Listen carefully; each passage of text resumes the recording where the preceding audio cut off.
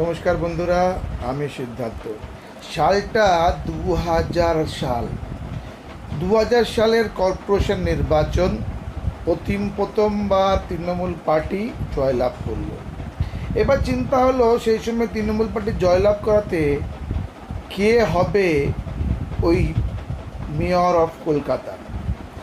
পশ্চিমবাংলা কলকাতা শহরের mayor K হবে? তখন একজনকে পাওয়া গেল অভিজ্ঞ, আগে কংগ্রেস সময় মন্ত্রী ছিলেন, তার নাম হচ্ছে সুব্রত মুখার্জি। সুব্রত মুখার্জি মেয়র হওয়ার পর থেকেই কঠিন কঠিন সিদ্ধান্ত নিতে শুরু করলো। কঠিন কঠিন সিদ্ধান্ত, বাড়ি ট্যাক্স অ্যাসেসমেন্ট করা, বাড়ি কর করা, কমার্শিয়াল ইন্সপেকশন করা, নতুন নতুন শুরু করার পরে কিন্তু তৃণমূল পার্টির হেডে তার এসব ভালো লাগলো না লাগার ফলে লেগে গেল দ্বন্দ্ব তৃণমূল পার্টির মেয়রের সঙ্গে, তৃণমূল পার্টি সুপ্রিমোর সঙ্গে, চেয়ারম্যানের সঙ্গে। আর এটা হবার ফলে আরম্ভ হয়ে গেল মারামারি। যেটা চায় সুপ্রিমো, যেটা চায় তৃণমূল পার্টির চেয়ারম্যান, সেটা করে না মেয়র। এই নিয়ে দুজনের মধ্যে দ্বন্দ্ব, দুজনের মধ্যে লড়াই। একসময় মুখ দেখাদেখি বন্ধ। এই দেখাদেখি বন্ধের জন্য তাকে প্রবলেম হয়ে গেল। এসে গেল 2004-এর নির্বাচন, লোকসভা নির্বাচন, তৃণমূল আর বিজেপির জোট।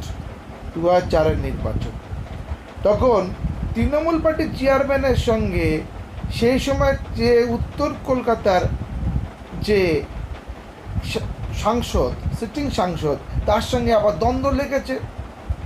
সে আবার চলে গেল নির্দলে, আর সেই মেয়রকে নিয়ে আসা হলো সেখানে লোকসভাতে লড়ানোর জন্য। কিন্তু তৃণমূল পার্টির চেয়ারম্যানের কপালটা সত্যি খারাপ, সেই মেয়র হেরে গেল আর জিতে গেল মোহাম্মদ সেলিম সিপিএম পার্টি থেকে। দ্বন্দ্বটা আরও বেড়ে গেল। এসে গেল নির্বাচন 2005-এর পুরসভার নির্বাচন, আর সেই মেয়রকে নিয়ে তো আর চলবে না চেয়ারম্যান। সেই মেয়রকে তাড়িয়ে দিল দল থেকে, মেয়র চলে গেল জোড়া পাতা সিম্বলে। জোড়া পাতা সিম্বল নিয়ে ন্যাশনালাইজ কংগ্রেস পার্টি মহারাষ্ট্র থেকে সমর্থন নিয়ে মেয়র এখানে লড়লো জোড়া পাতা নিয়ে, আর তৃণমূল পার্টি লড়লো জোড়া ফুল নিয়ে।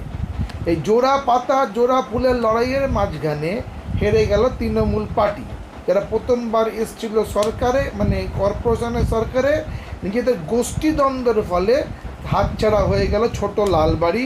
আর যারা হেরে গেছিল সিপিএম পার্টি 2000 সালের কর্পোরেশন নির্বাচনে, তারা রিব্যাক করে গেল